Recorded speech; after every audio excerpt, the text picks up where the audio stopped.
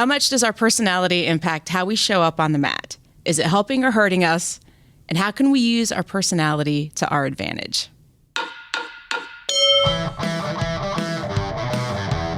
Welcome to Beauty and the Gi, the podcast about Jiu-Jitsu and so much more. I'm Jen Eads, a white belt full of curiosity and questions about all the things Jiu-Jitsu. And I'm AJ Klingerman, a Brazilian Jiu-Jitsu brown belt, obsessed with Jiu-Jitsu. And if you're new to the podcast, make sure that you check out the previous episode to hear the beginning of the personality discussion.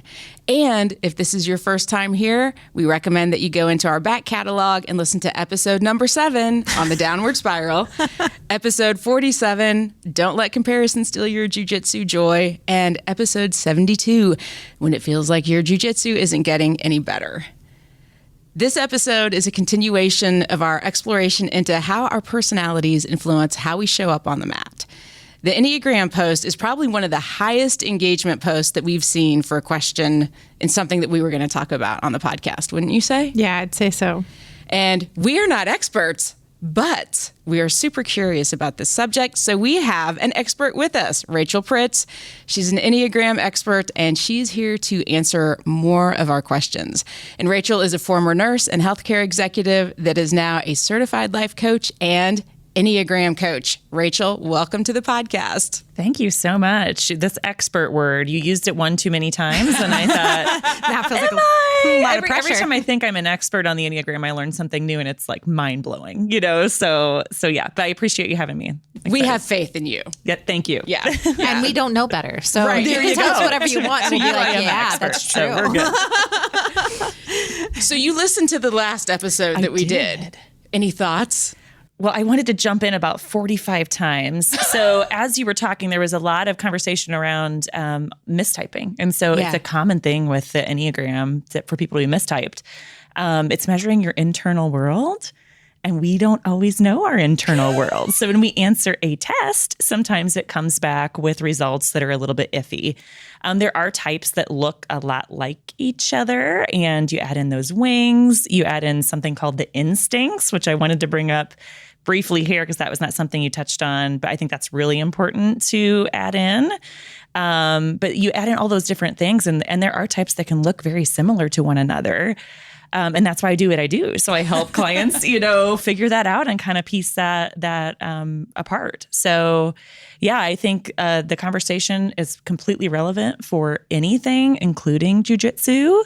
And so I've done some work with some teams, basketball teams. I know there's some people that use the Enneagram in the NBA, which is really fascinating. Yeah. Lots of 3s and 8s and 1s that show up in the NBA. And how does that translate to the way they play, how they show up as a team.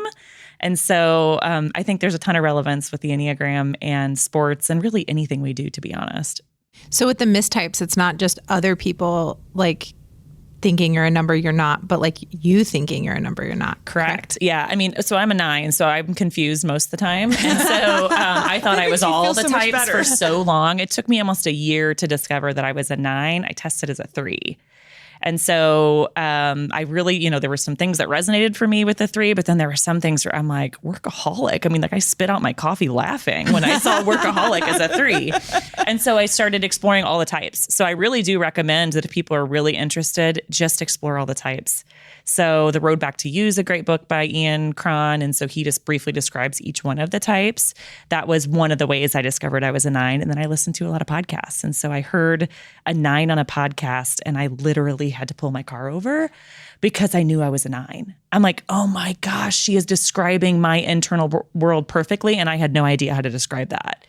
So that's how I discovered I was a 9. And yes, I always tell people nobody else can tell you your type because it is the measurement of your internal world. So I know you mentioned, I think it was a former boss that was saying, no, you're a 7. Yeah. Not that we don't want to take that information because sometimes we do have blind spots for ourselves. I remember reading through, the 9 and I'm like, I don't think I do that. And my husband's like, what are you talking about? You do that. Like that is your common theme. You don't even know you're doing it. So I think it's helpful to get that information, but then to always go back internally to yourself to say, what is really true for me here? Right. Oh, and before we get too far into this, one of the things that came up in the Facebook group was, so there's a So there's this documentary, Persona, and it talks a lot about like the dark side, the evil ways that these personality tests can be used. And I'm always like, I don't know if it's because I'm a 9. I'm like, why would anybody use anything for evil? But apparently it's a thing. Because you watched it, and I was curious what your thoughts were on that. Because I know we're approaching it just strictly from a self-development. How can we understand ourselves better and do better? Sure. Yeah. When I work with teams and organizations with the Enneagram specifically, or I've used DISC and some other tools as well, but with the Enneagram, that is actually one of my ethics rules, is to not use it as a weapon. It has happened, absolutely. So there are organizations, there are individuals that have used it as a weapon. I think that's few and far between. I think that most people have really good intentions with these tools, but they do have to make sure that they really understand them and they aren't using them as weapons or making assumptions about people, because we're dynamic human beings. Mm-hmm. You can't read a brief description about a type and apply that to a human being, because we're very dynamic. We all have nuance. We've all had our own experiences that we bring. So the documentary had a point. I think it was an extreme view, to be honest. I think there's more good happening with some of these tools than there is bad. And my other thought when I was looking at this, I'm like, oh my gosh, if you work for an organization that weaponizes this and does that to you, you are not psychologically safe in that organization, and it is time to leave. Like, I would leave yesterday. Yeah. So, measuring that, I think that's a great, people are really showing their true colors if they're going to weaponize this information they have about you to your detriment. So I would say it's a great opportunity to walk out the door and find a place that you are psychologically safe.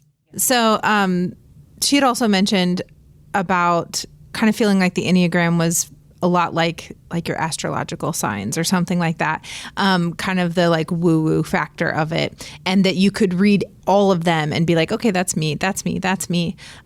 What are your thoughts about that? Yeah, so I thought the same thing. So when I first looked at it and saw the drawing, I'm like, what is this, a horoscope? What's going on here?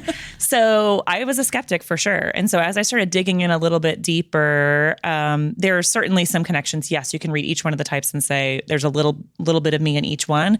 That's actually how it's designed. So it's designed as a circle because we really want you to not look like that one type. We want you to really integrate around the different types and pick up some of those maybe behaviors and things that those other types have that could serve you. And so we really want you to look like all the types. It's intentional to make it that way. So of course, yes, we can look at all of them and say, there's a little bit of this that makes sense for me. I always tell people if about 80% of it makes sense to you, that's probably your type. You'll probably have, maybe 10, 15% of the others that really make sense for you.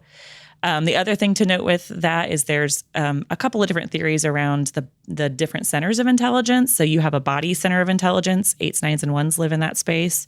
2s, 3s, and 4s live in a feeling center of intelligence. And then the 5s, 6s, and 7 live in a thinking center of intelligence.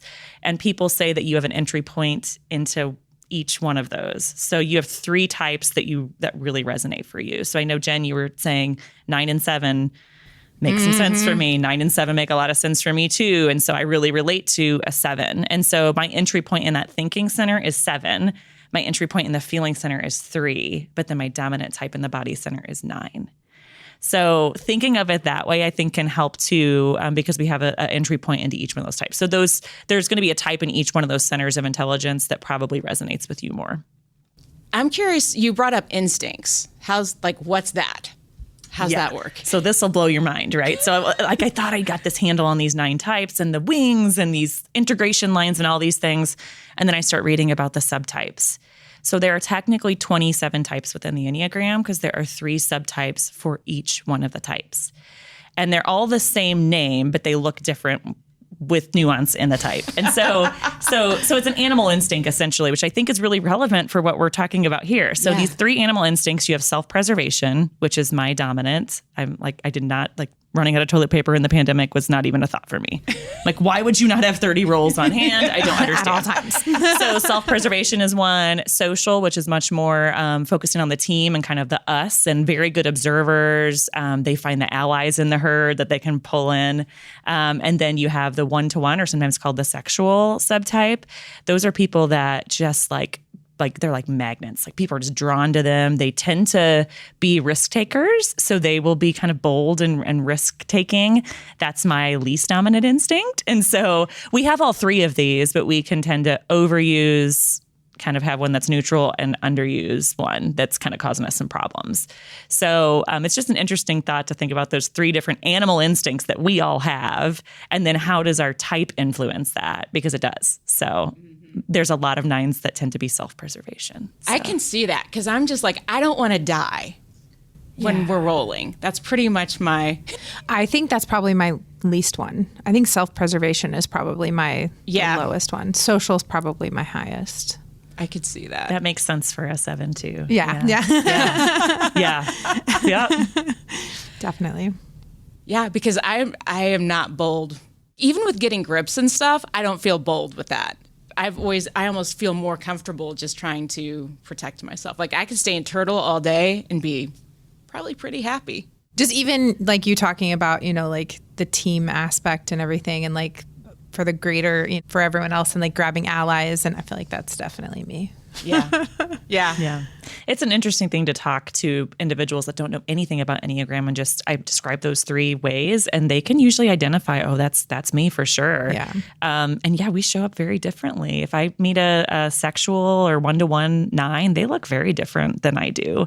And so sometimes that can be a little confusing too when we think about mistyping and you're talking to another 7 who's a self-preservation 7. They're going to look very different. So it just gives you a lot more nuance, but it's pretty mind-blowing. I wouldn't go down that rabbit hole if you're starting out with the Enneagram. I'd start with the 9 types and just kind of, ease your way into this whole thing. It took me about 4 years to get to the instincts, and I still don't have a full understanding of all of them. Do you feel like there's a test that you tend to recommend for people to? Yeah, so I typically use the READY test, which is through the Enneagram Institute. It's one of the few that has actually been validated. So the test has actually been scientifically validated. It's still only about, they say 80% accurate. I would say in my experience, because I've used it with hundreds of clients, I would say it's lower than that. So, and I think a lot of it just matters. It's dependent on your own self-awareness, right? So it's dependent on how awake you are to yourself. When I answered the test 4 years ago and thought I was a 3, it's because I was completely asleep to myself, which 9s do really well. We love to fall asleep to ourselves. So it all depends on your level of self-awareness that you're bringing into it. But that is a test I recommend. There's other good tests out there as well. There's also some crappy tests. So that's why I usually suggest just to explore the types and see which one resonates for you most. And to always go back to that motivation. So the motivation, the core fear, the core desire, those are kind of the 3 heavy hitters. So when clients are struggling, figuring out their type, we'll go back to that and I'll say, okay, how strong does that feel to you? If it feels really strong, then we're likely on the right path. Where have you found knowing the Enneagram can be most beneficial for athletes and competitors? Yeah, so I think that team aspect. So, there are some types that are definitely more focused on self, for sure. And so it depends on what sports you're playing. But that team aspect, I think, is really important. I think the social awareness, so being aware of the people around you, is really important. And so when you can understand that other people view the world differently than you do, and they show up very differently than you do, first of all, it creates some respect for them and some understanding. And then just having that social awareness of, oh my gosh, I may not be in tune with my emotions, but this person is. And so learning to be able to read those emotions. For me personally, I woke up to the fact that I was not in tune with my emotions and started really putting in some energy to understanding those. And now I'm an empath. I can read other people's emotions pretty easily because I actually understand my own. And so I think that's really important too in sports when emotions are taking over, or when it's just sheer, like, it's anger or aggression, that can happen too. So my 8 comes out. Yeah. I can flip a switch and my 8 wing can really, people have no idea where this easygoing person went. And so I have a pretty strong 8 wing. And I know that was a question on the last episode. Many people do believe, I myself believe, that those wings do have different levels. So I used to use my 1 wing much more often than I used my 8 wing.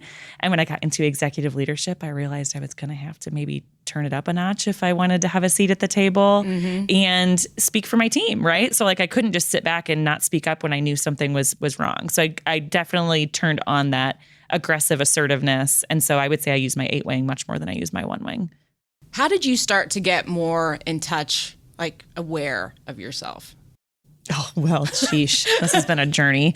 So, I think it's small little quarter-inch turns, you know? I don't think this stuff happens overnight. You can't take a Enneagram test and think, oh, suddenly I'm self-aware now. Yay. I think it's daily practice. Like, yeah. I'm like, what? Wouldn't that be so great? Gosh, I would love that. So it put me out of a job. I would be good. Like, I'd be good with being out of a job. That'd be fine. So, yeah, I think it's just like I said, like little turtle steps every single day, intentional pauses to say, oh, why did I react that way? What was the trigger there? Oh, the Enneagram helped me because I would go back and say, oh, that was me trying to keep my peace. Even when I was being aggressive to someone, the reason why I was being aggressive was because there was something about that situation that was going to make me uncomfortable or it was going to disrupt my peace or harmony. So that was the thing that I always go back to. And it's like, oh. And then I looked back at the sports I played. So you can't see me, but I'm 5'10". I played a lot of sports, played volleyball, softball, and basketball. I was hands down the best at basketball, and I freaking hated it. Really? Because I had to push up against people, and I didn't want to be aggressive. And my coach asked me to foul out of a game, and I couldn't do it. I was in 8th grade, and he said, I want you to foul out of the game, Rachel. You can do it. And I'm like, I couldn't do it. I didn't want to push up against people. So I chose to be on the other side of the net in volleyball and to stay in my little safe place in softball. So like I didn't have to push up against people because I didn't want to be aggressive. Like that was my purest form of myself, was a peacemaker. I didn't want to do that. And so I say that, but I also think it's quite healthy for me to turn that side of me on. And so I think sometimes the types can put us in these boxes, and that's not really the intention. The intention is to say, oh, that box is not really serving me in some scenarios. I need to actually turn on that aggressive behavior when it makes sense and it would serve me. So earlier you were talking about like not making assumptions about how people are going to act because they're a certain type or whatever. How, as a coach, can I not make assumptions but still use the types to help me with all of my students? Yeah, I think using the information to be an observer is really helpful. So you don't have to take any action necessarily if you're seeing something. Oh gosh, that feels in line with this number specifically. It's more just being that observer. I use the Enneagram around an executive table all the time, and the people around the room have no idea I'm using it, and I have no idea what their types are.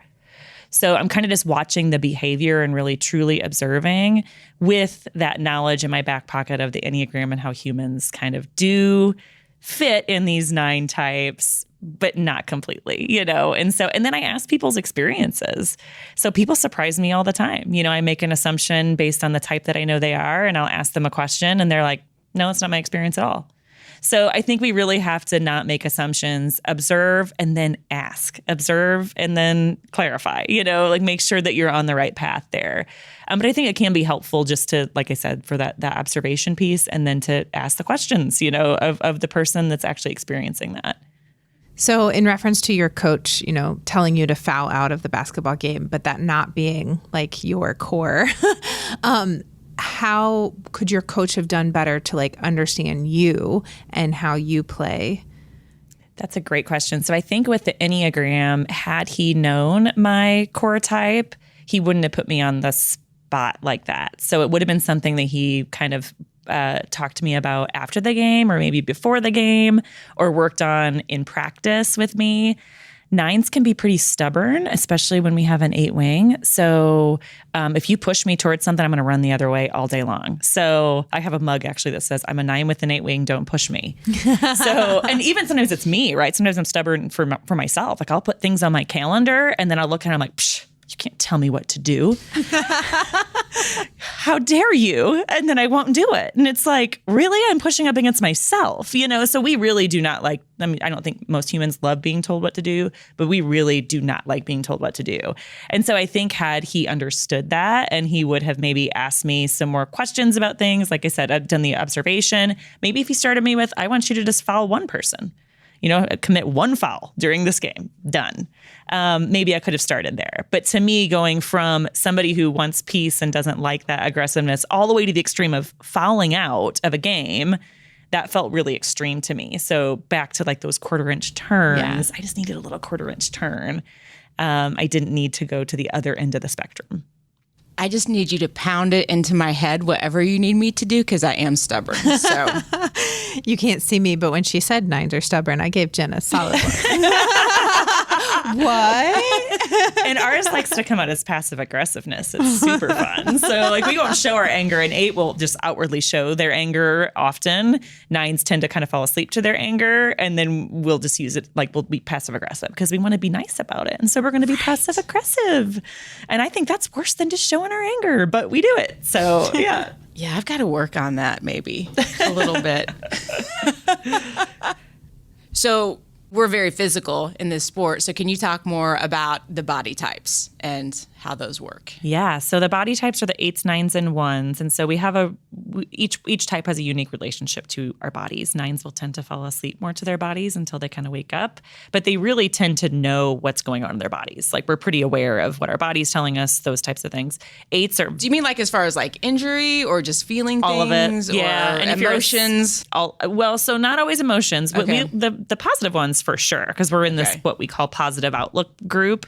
But the negative ones will run from all day long because they, disrupt our peace. So, but yeah, I mean, we're pretty in tune with what our body is telling us for the most part. So we know when we're not feeling well, all of those things, more so than some of the other types.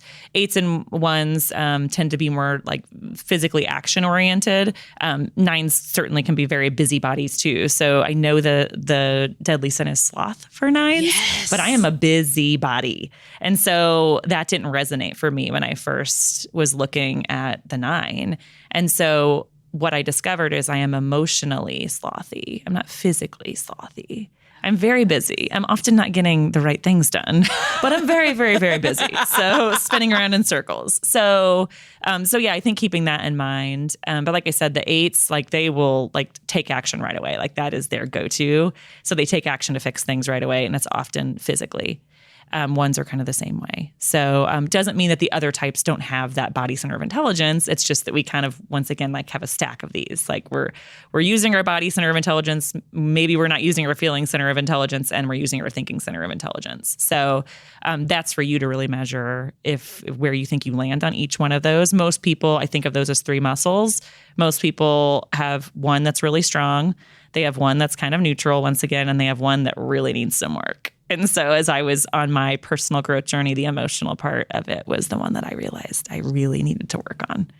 I have no comment on that. I feel like I'm jumping all over the place. But no, this is great. Okay. This is great. So you kind of dived into the body types a little more. Can you dive into the other two a little more? Yeah. So, and the body types tend to, anger tends to be their emotional struggle. So, like I said, the 9s are, more passive aggressive. The 1s will turn it into resentment. So they'll kind of resent what's going on. And that's kind of their version of anger. 8s just show it like the anger is just out there. The 7s, 6s, and 5s are in that thinking center. Fear or anxiety tends to be their primary emotion. Not that they don't experience anger or all the emotions, but it kind of seems to be a common theme for them.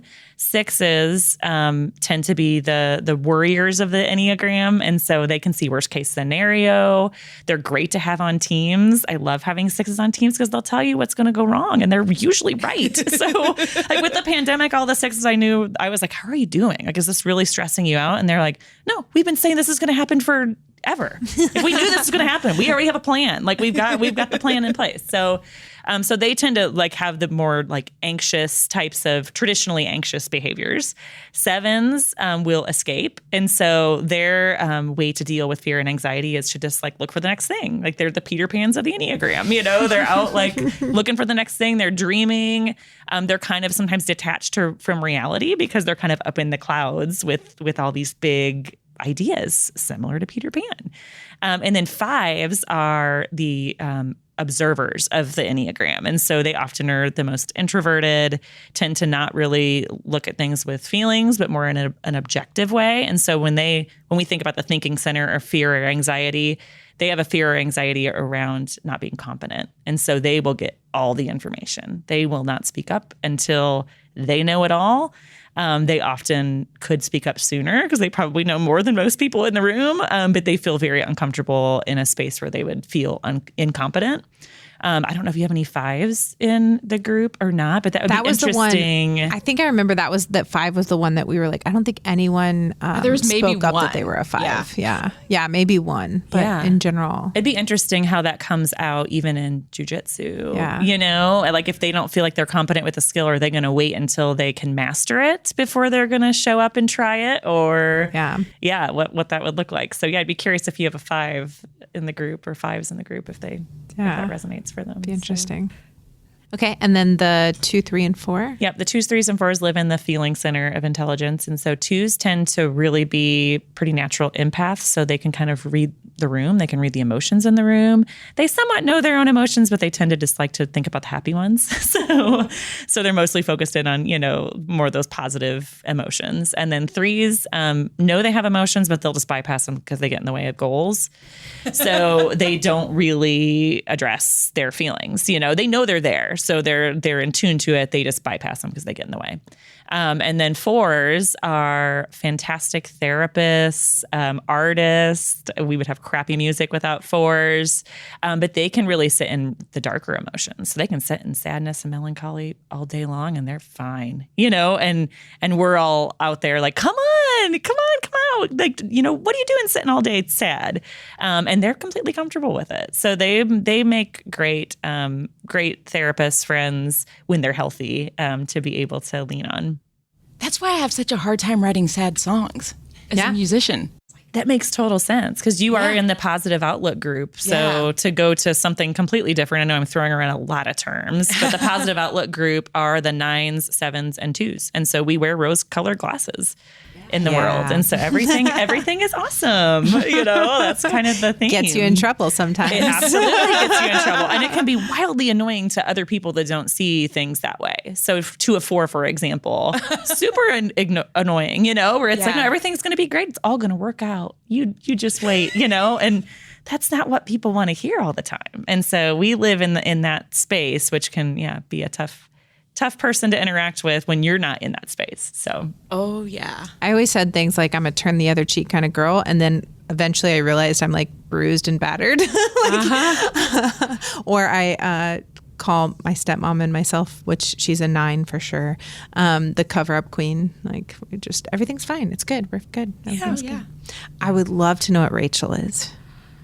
Yeah. We talk a lot about our friend Rachel Casillas, and I'd love to know what she is. My guess would be a 3 or an 8. Those are my guesses. So you can't help but guess, right? I mean, I know you shouldn't, but you can't help but do it. Well, and I can usually put people in 3 categories. So 3s, 7s, and 8s are more the aggressive, assertive types. They have no problem asking for what they want, and they don't even get why people wouldn't do that, And I'm sitting over here as a 9. I'm like, so the 4s, 5s, and 9s are in the withdrawing stance. So when things get tough, we're kind of like, we're out of here. We're just going to remove ourselves from the situation so we don't have to deal with what's going on. And then 1s, 2s, and 6s are in the compliant stance. So they tend to kind of look more to the external world for answers, safety, security, if they're doing the right thing, all those things. So, and the 4s, 5s, and 9s look more internal.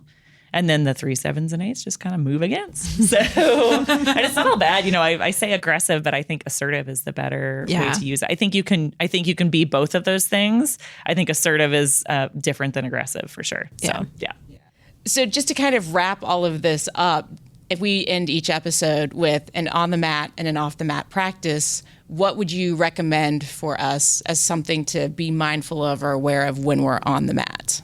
Yeah, I think that probably doing that pause after you get off the mat or even while you're on the mat, really observing yourself and just taking in the information. Like, this is just information. Okay. So when you start to see a common theme every time you're on the mat, or maybe if you're with a certain person on the mat, why? So taking some time afterwards to maybe just reflect a little bit on that.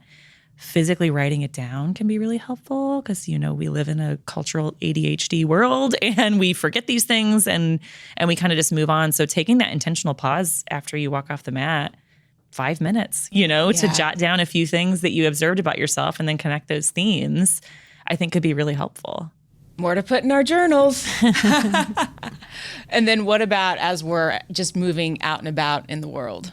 Yeah, I mean, I think that was the most powerful thing for me with the Enneagram. Of course, the self-awareness was great. I needed that for sure. I needed to be woken up to myself. But I think just watching other people and having respect for the way they show up and understanding for that, it created so much more compassion and grace for the people around me. So I think there is just a lot of opportunity there, especially in the world we live in today, for more compassion and grace for the fact that people show up differently than we do, and they can help us because they likely have a good counterbalance to the way that we show up, Right. So really just, I think, collectively using our unique gifts and talents and what we bring to the table as a whole, I think as society is a huge win. Thank you so much for joining us today. It was great. Sure. I know I threw around a lot of terms and things. But yeah, if that confused the heck out of you, just go back to the 9 types and start there. You'll eventually get there if you keep on this track. It's taken me 4 years. So. Feels like this is an episode that I'm going to listen to again and again. Just like start, understanding it all better. Right. I remember when I first heard instincts and centers of intelligence, I didn't even talk about the levels of development. That's another piece. And it's like, and I'm like, what are these people talking about? So I had to really just pull one that I was interested in and then dig in deep to that. And then once I felt like I mastered that, I moved on to the next thing because it was just mind blowing. And if anybody has questions or wants to connect with you and follow you on social media, what's the best place to find you? Probably for the Enneagram, it's Instagram. So at Indie Enneagram. I do have a couple of resources out there for mistyping. So I have some common mistypes that exist that might be helpful if you're struggling between a couple of different types. And there's some other resources too, like just the basic description of each 9 of the types if you're curious about that. So yeah, you can connect with me on Instagram.